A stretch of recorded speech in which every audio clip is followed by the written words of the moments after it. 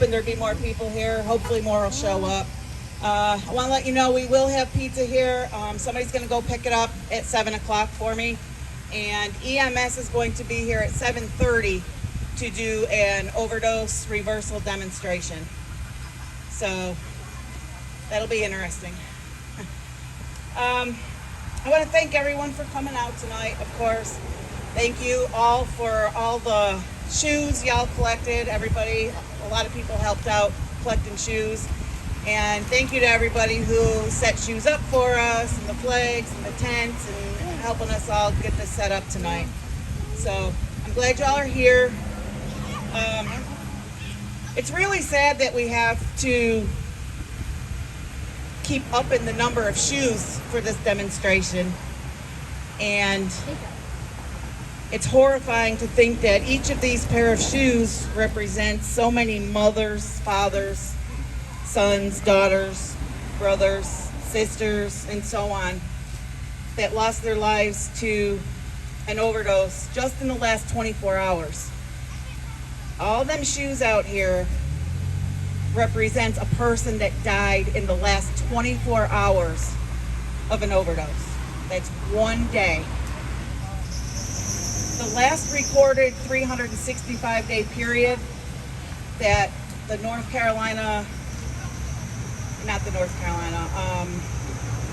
CDC recorded was that in June of 2019 to May 2020, it was 81,000 people that died in that period, making it the 220 a day. In North Carolina alone, 6 people die every day in North Carolina. In 2019, North Carolina's rate of overdose deaths was 17.2% per 100,000 people, while Randolph County's rate was more than double that at 34.8%. There are only 10 of the 100 counties in North Carolina that are worse off with overdose deaths than Randolph County. And we are like the 7th, I think, as far as the worst after those 10. Like I said, Randolph County EMS will be here tonight, and they got more statistics to share with us on just Randolph County numbers. And I know some of it, but it's quite shocking. It's quite shocking how many we've lost just this year already. And the numbers that Randolph County EMS report are only those who they call 911 for. It doesn't count the ones that they had already passed and they called in a coroner instead, or the ones that died in the hospital. So keep that in mind when they start talking about numbers. Those are not the actual numbers. There's a lot more than that. I'm sure everyone here tonight has either lost someone they love or at least knows someone that died of an overdose. Or maybe you're afraid that a loved one is going to die of an overdose. And that's me. Even though I know many that have died, loved many that have died, but my biggest fear is losing my son to an overdose. And that's how I got started doing this. In 2017, when he was really bad, one of the times that he was really bad, I couldn't sit around and wait any longer. I had to do something, and this is what we do. So last year, 2020, we gave out over 1,700 Narcan kits. So there's 2 doses per kit. 670 lives were saved with our Narcan in 2020. 670 times somebody was saved with our Narcan.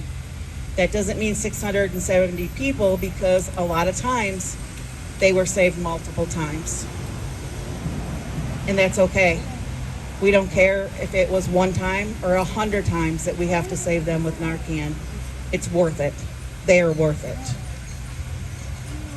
So I'm going to turn over the mic to some of the people that want to speak about their loss or just their life and what they've experienced with overdose.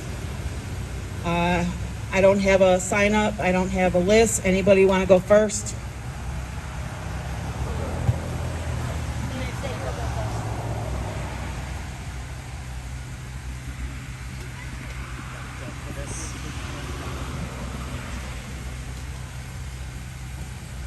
Hi, my name is Mabe, and I've been volunteering with Community Hope Alliance for the past 2 years. And twice a week, I spend a couple hours going out to Sophia, Randleman, and throughout Asheboro to participate in the syringe exchange and harm reduction. Many people misunderstand what I do, confusing it with enabling. And thank you, sorry.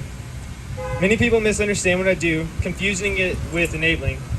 And when I meet with people in active addiction, it's to remind them that their life matters.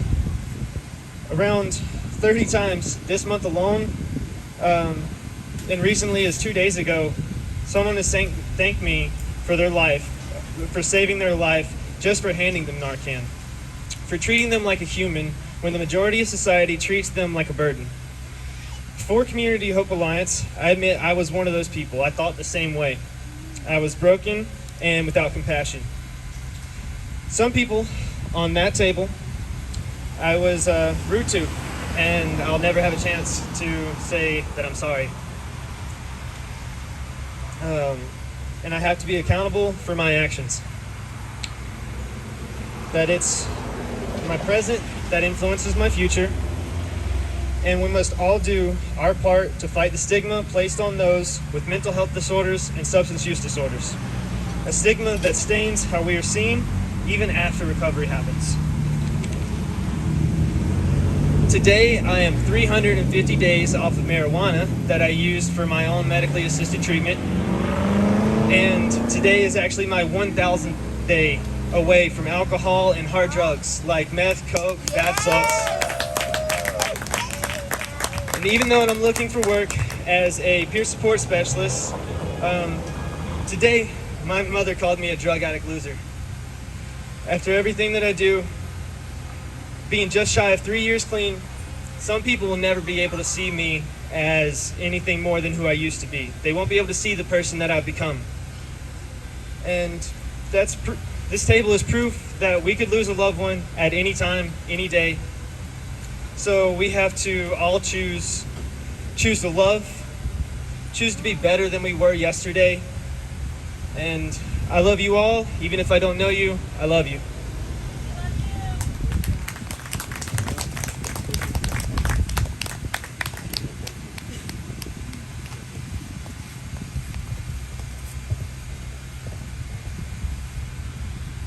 We love you, Meg. And we see the progress. I didn't know you when you were in your bad days, but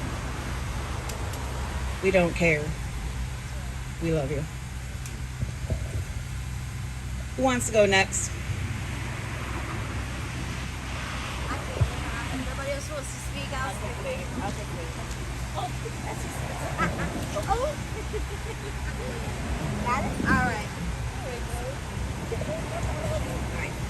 Okay, how's this? Can everybody hear me now? Okay.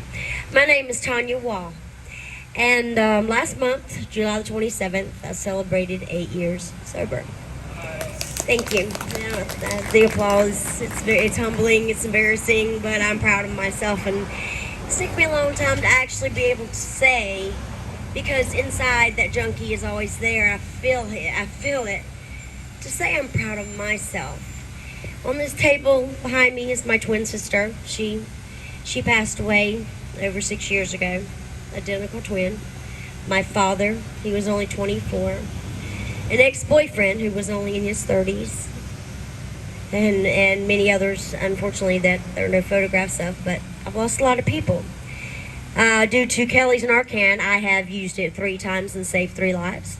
because of her, Narcan. I've been a part of CHA now, I guess, since the beginning, and it's definitely fulfilling. It's humbling. It's hard, to speak about yourself and your own experience, because I'm just a junkie that's on this side of addiction. I'm not in active addiction now. I'm just trying to stay sober every day, and every day is a fight. Some days worse than others, and there's triggers, and Mapes also spoke about mental health, and that's definitely something that needs to be taken serious now, and much more serious, and because from what I have seen myself, substance abuse and mental disorder go hand in hand. I have not met one person who is a user that hasn't had some type of traumatic event in their life. And I got down to 84 pounds. I was an addict for 12 years. I lost my marriage. I lost my relationship with my daughter. 84 pounds. And the last day that I drank and used, my blood alcohol level was a point. Now listen, y'all, 0.48. Yeah. And that was the day I decided I don't want this anymore. When I woke up, and it was my twin sister that saved my life. And I couldn't save hers. And even me being sober and knowing the tricks and the tools that you learn in the trade when you go to meetings, I could not save her. You cannot save someone unless they want to be saved. And watching a ship sink, and it's devastating. I would take the place of my twin in a heartbeat. I still don't understand most days why God took her and didn't take me, But what I do know, and what I have realized, is I have a voice, and I can be that voice for her and for all those who no longer can speak. So that's what we try to talk about. We speak and spread hope. And it can stand for hold on pain ends, or, people say things happen for a reason. I don't like that saying. Try telling a 13-year-old daughter, Tony's daughter, why her mom had to die, and her crying every day. How do you explain to someone things happen for a reason? And Kelly talking about these shoes, setting them out today breaks my heart, because it's my dad, my twin, my ex-boyfriend, my first best friend, actually, when I was 18, was John. That was the first time I experienced someone dying from drugs. And I'm hubba years old now. But anyway, Kelly, thank you, you and your family, for everything you do. You're an angel on this earth. I've always said that. You're my angel. Thank you for allowing me to be a part of this. And that's all I have to say, guys. Thank you.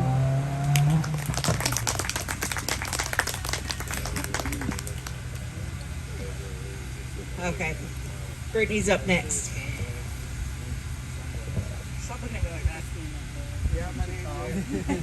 Hi, my name is Brittany. 28. I have one son. I have another one on the way. Next month on the 23rd, I celebrate a year sober. So that's always good.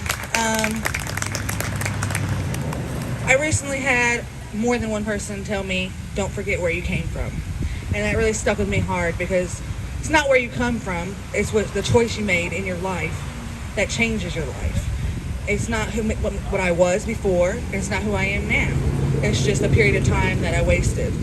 And I learned a lot from that time. But being in Randolph County, and there's so many people here, I joke around and say the circle, because if you've been in that circle, you know those people, the same people that's out there every day, the same people. I have probably saved at least 50 lives with my aunt's Narcan. That's not including the ones that I've had to use multiple times. Sometimes it takes more than one Narcan to bring someone back. I've had to use 3-4 Narcans to bring people back. But I've saved quite many lives with Narcan, so let's shatter the stigma and make sure to keep Narcan, Those people are worth it. It don't matter how many times you gotta save them, they're worth it. I never had to overdose or, be brought back, thank God. But I've saved many lives, and I have many people that are close to me that I've saved. I have family members all the way from my dad to my brother, who's still in active addiction, alcoholism. It's very prominent in my life, but you can turn it around. Oxford House and NA were very big part of the beginning of my sobriety. I don't believe you need to go to NA every day. You know, some people need that. I didn't need that, but some people do need that. But it really helps, and so does the Oxford House. If you feel like you can't get out of that trap, then reach out. That's all the first step is admitting you have a problem and reaching out. After that, things will start to fall into place, and it may seem like it could take years to get back to where you are, but it won't. It's making that choice. That choice is like mind altering. I remember the moment I made that choice, and just don't go back. That's the number one thing. Don't go back, because my mom deals with it every day with my brother. You know, we lost our sister a year ago, and I always speak about my sister because she's the reason that I turned it around. And like she was saying, why did my sister have to pass away from cancer? You know, why didn't I, die from drugs before she died from cancer? But that wasn't God's plan for me or her. And I know she's looking down and she's proud of me. So it keeps me going every day. And I keep praying for my brother that he'll turn his life around. And my friends, that even though they're in active addiction, they're still people. They're still my friends. You know, at the end of the day, we all might have been junkies together, but they all still have beating hearts. They all still have families. I still love them now. Even when I reach out to them on Facebook just to make sure they're okay, just to ask if they need anything, I still love them. I know I can't be around them, and I can only help them somewhat of the way, but I still love them. They're still people. They're still worth their life. They're still worth their voice.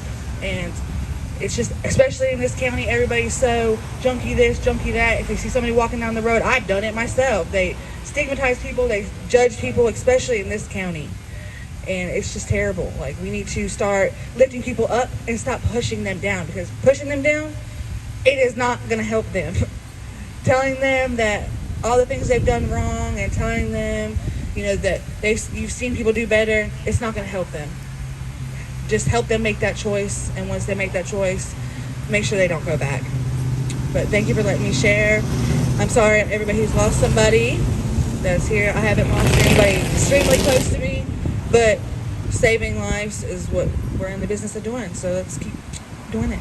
Thank you.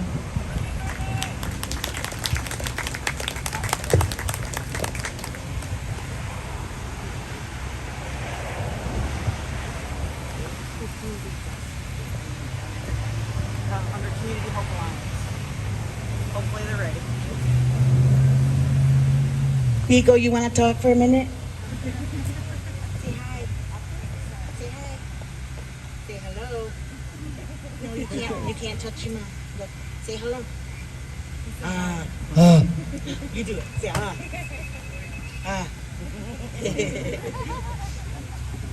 Who wants to go next?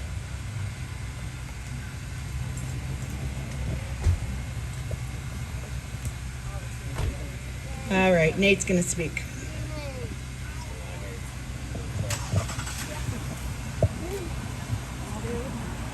My name's Nate, and I'm a person in long-term recovery.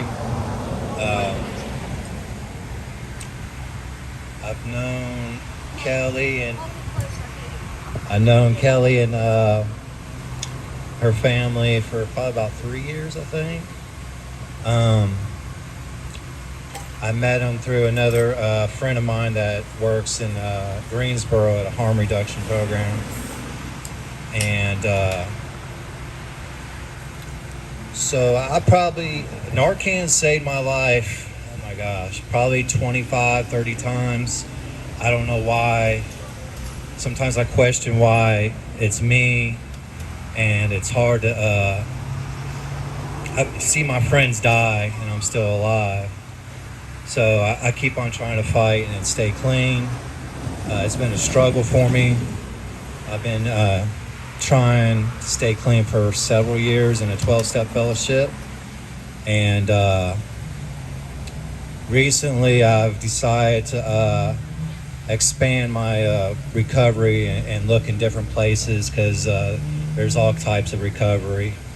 And so I could say too that the Narcan that I've gotten off of Community Hope Alliance, I've saved 2 lives, or I've administered it. I'm not going to take credit for saving lives, but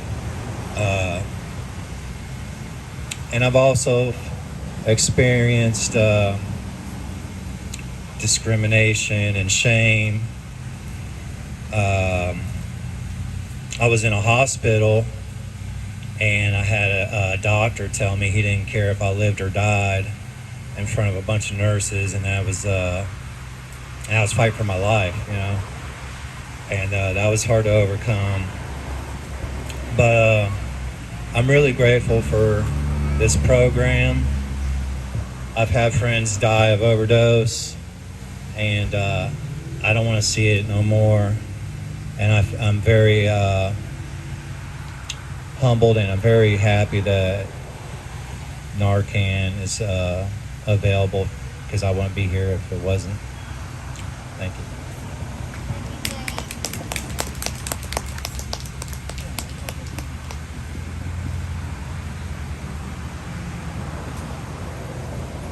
Is there anybody else that plans on speaking tonight besides Amber? We're going to wait and give her a little time. Anybody? No? Marianne? Want to speak? I didn't even know you were over there. I just spotted you. After her.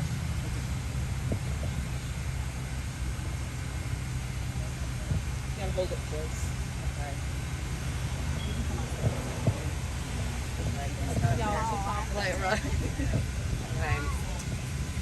Hello, my name's Ariane. Obviously, I'm an addict. July made, it's 4 years since I had been doing any hard drugs. I was a member of NA, and I've tried different routes of recovery, and I feel like today, you know, I found what works for me. And honestly, it's being involved in a community like this right here, where it gives me the opportunity to reach out to other addicts and try and let them know, like, hey, like, I know what it's like to be where you're at, and it's okay to step out of the darkness, and that there are people who care about you and your life, because it's too often, as many have said, that we're discriminated against. And today, you know, thankfully, I have shame, but like, I'm not ashamed to stand up and be like, you know, that's who I was, but it's not who I am today. You know, today I'm 32. I have 2 beautiful children that I'm actually a single mother to now, because their father, he's struggling with addiction. And that's a hard one for me, you know, because they're old enough now to where, like, they understand it, and I don't know how to explain it to them. Only thing I try to tell them is, like, it may look fun, it may seem, you know, that it's cool, but it's not. Like, this is the ugly reality of it, because that's what I thought, you know. But only thing I can do is what's best for me and what's best for them, and let him know that, you know, you do have a support system here. You know, recovery has given me a lot of things. It did give me a God of my understanding, who has opened up many doors. I got to go back to nursing school, and I graduate in December as a registered nurse.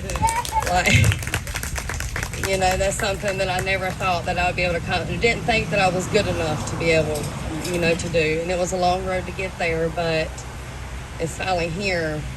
You know, and I even still, like, when I'm sitting there with other girls and guys, like, in the program, like, I still feel like I'm less than. But I have to remind myself that, like, you know, the little voice in my head is what tries to tell me that. But that's not who I am today. And I'm grateful to be here. Kelly, thank you for everything that you do for the people in our community. All right. Thank you.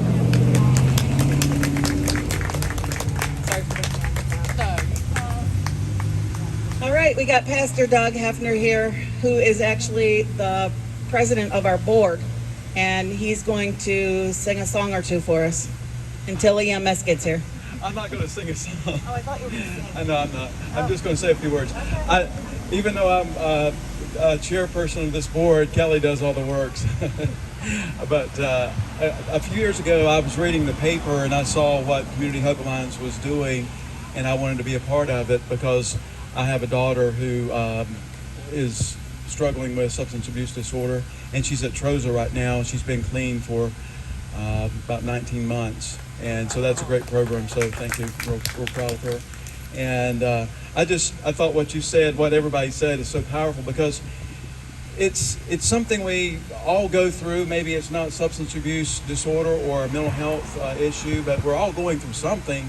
But I just really don't understand the judgment that's out there. They're just people that it disappoints me because when I think about Community Hope Alliance, I think about unconditional love, and that's what this group is all about. Is just being with people where they're at, and if they have a need, as you said so beautifully, it's not enabling, but it's just helping them to get to the next point where their life can be saved, because their life is worth it. And you can look at the lives that have been saved that are doing great things right now for our community. I mean, my good friend Nate is always reaching out and making a difference in other people's lives. So I really appreciate all of you being here, and just thank you for, I know Kelly, you and your family and all the volunteers. It's just amazing. And I do believe that there's a lot of more work to be done. I was just talking to the sheriff a minute ago. They're starting a new inpatient long-term care facility. It's called Ground 40. Have y'all heard of it? Yeah. It's somewhere near here. But that's really a great thing. And I'm hoping that some of the resources will start coming more to Community Hope Alliance and other people that are trying to make a difference and helping people get on a better path and to discover who they really are, that they are of value and worth, and put the drugs behind them and have a new life. And if I can ever do anything for any of you, please let me know. But I do thank you so much. And I'm just thankful that my daughter her picture's not on this table. It very well could have been.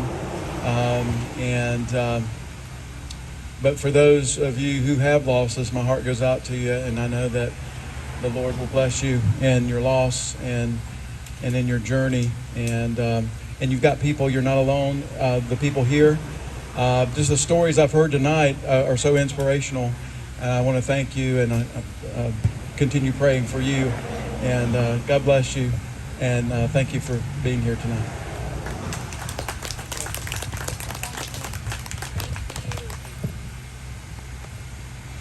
All right, up next we got Amber Luffman, and she lost her husband on May 1st. Bradley's mom and dad are here, and his grandparents, or are they your parents? Her parents. But yeah.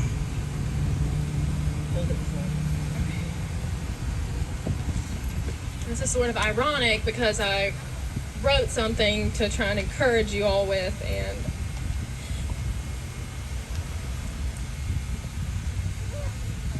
I'm struggling to even keep it together.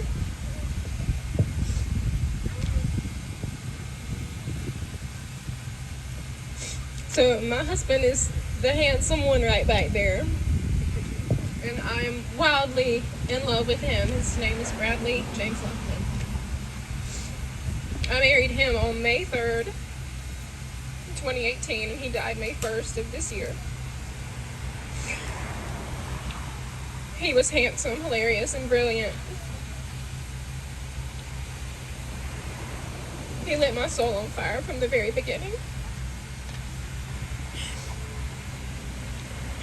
Sorry, y'all.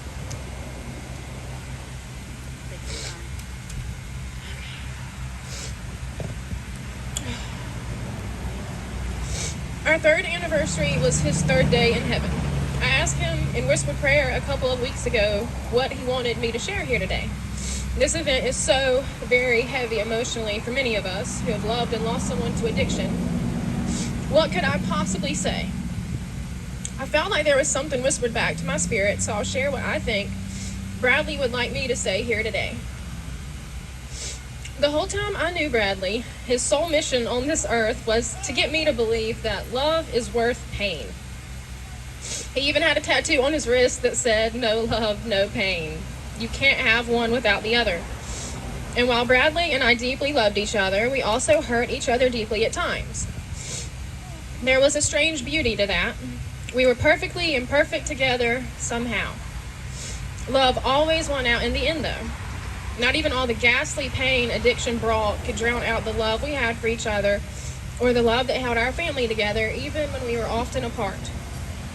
He was always trying to convince me that love was worth it, even if it hurt. I'm not sure if this was because he had learned that in life, or because he knew that he would bring pain into my life, and he desperately wanted me to keep loving him through it. I don't know. I do know that when we dated, he sent me a picture that said, "Someone said, don't fall in love. You might get hurt." I told her, "Don't live, you might die." He was gorgeous and profound, I promise y'all. He cheered me on to live fully and love fearlessly. He wanted to know that my love would never give up on him, no matter what.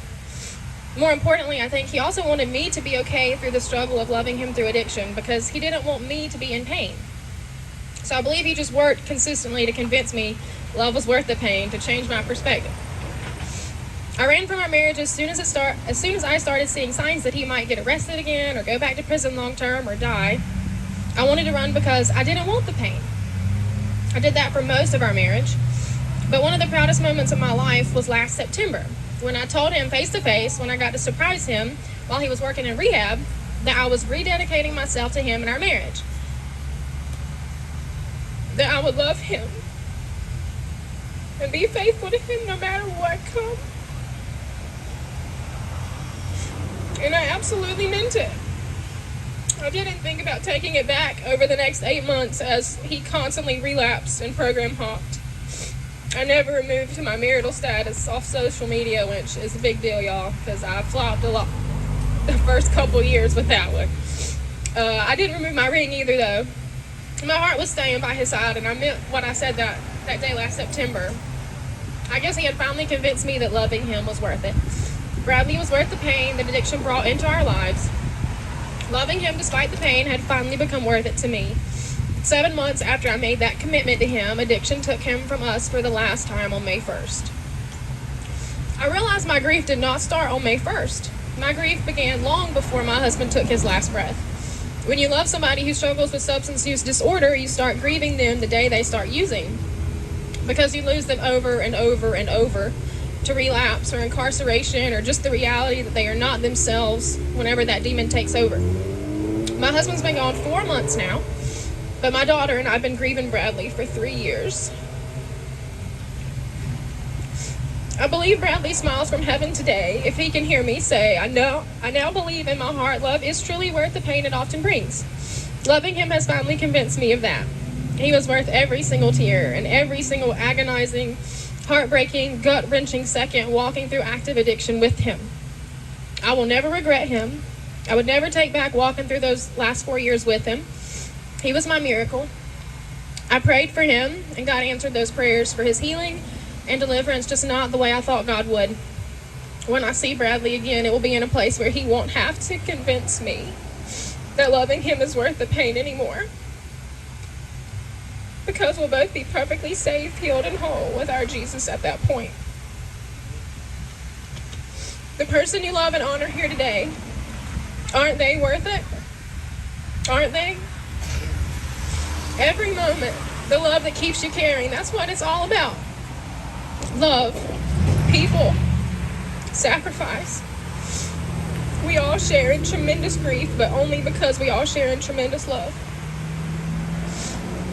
Because they were worth it, and they always will be, and we're better for it somehow. Love like this isn't of this world. It's supernatural. It's greater than ourselves.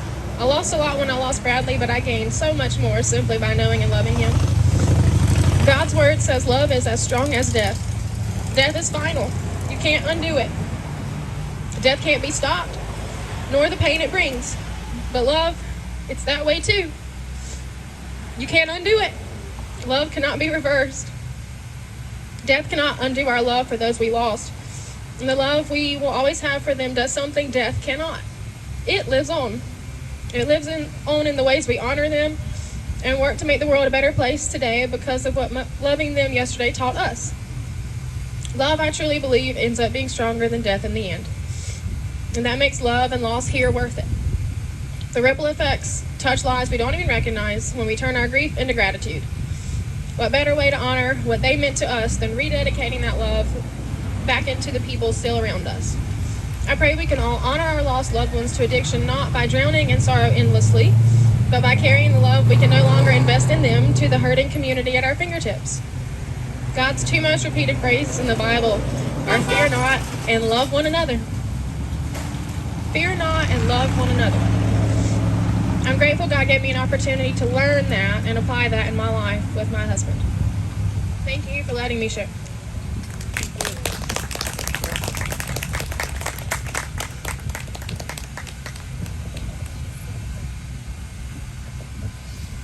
My daughter Ashley wants to say a few things, and then after her, we're going to take a break. Pizza should be coming.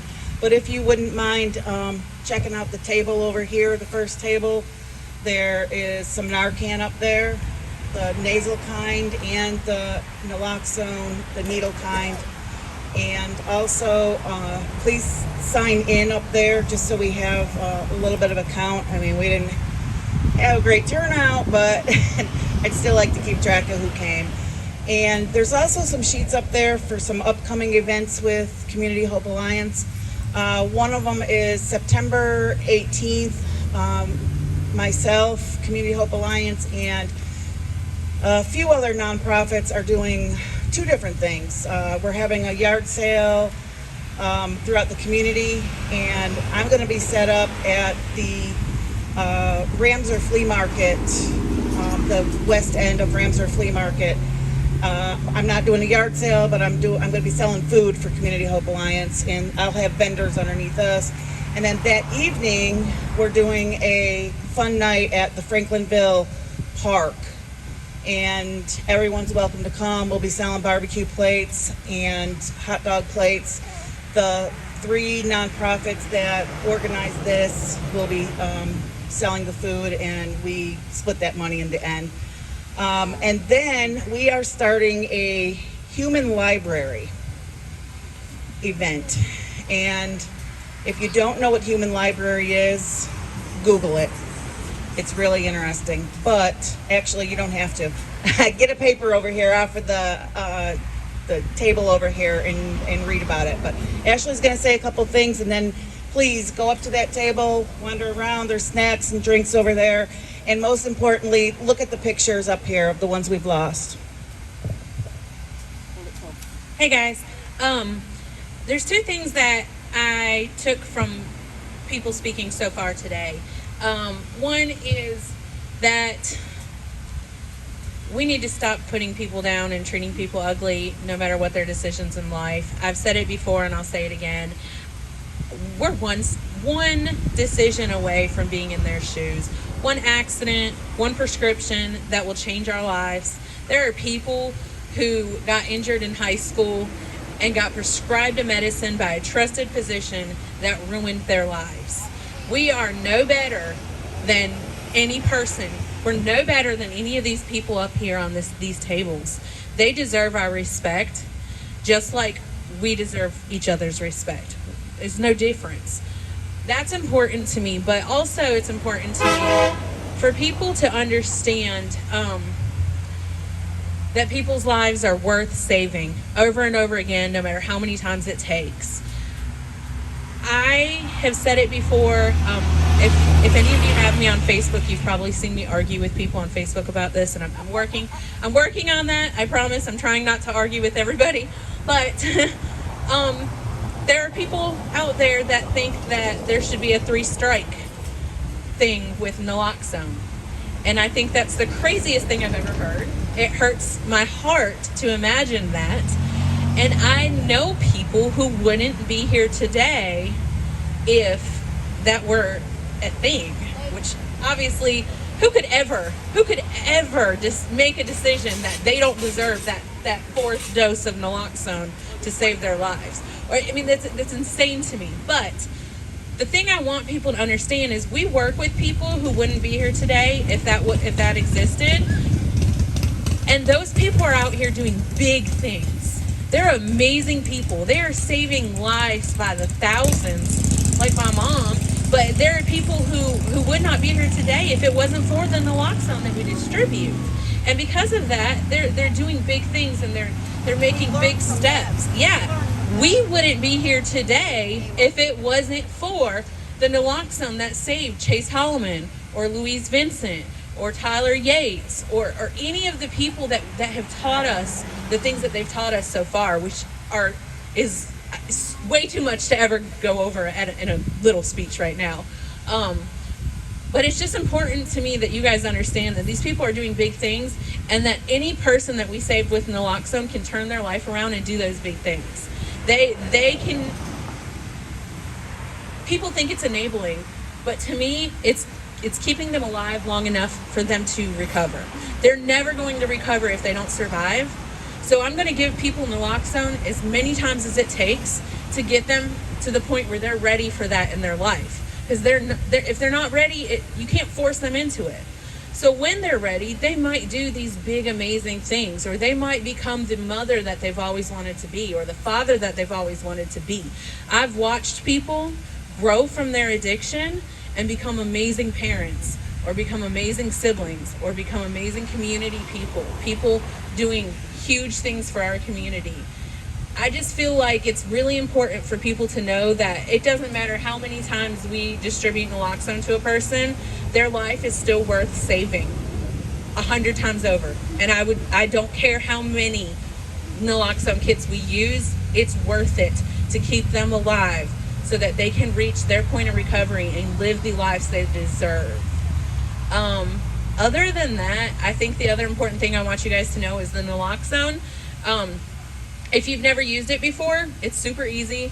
It won't hurt a person if they're not overdosing. You just inject it into a muscular spot, like a leg is the best spot to do it. And it's really important also to do rescue breathing, even though I know it's kind of scary to do right now with COVID and everything, but I feel like it's worth it. I'm not going to let a person lay there and die because I'm afraid of what could happen if I give them rescue breathing. Rescue breathing is really important to do if you do not have naloxone and you come across somebody you think they've overdosed.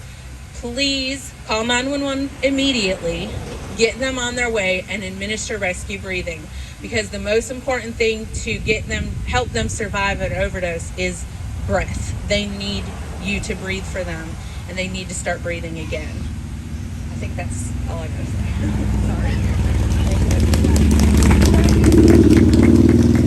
All right, we're going to take a break until EMS gets here, or the pizza gets here. She said it wasn't ready when she got there. I'm sorry.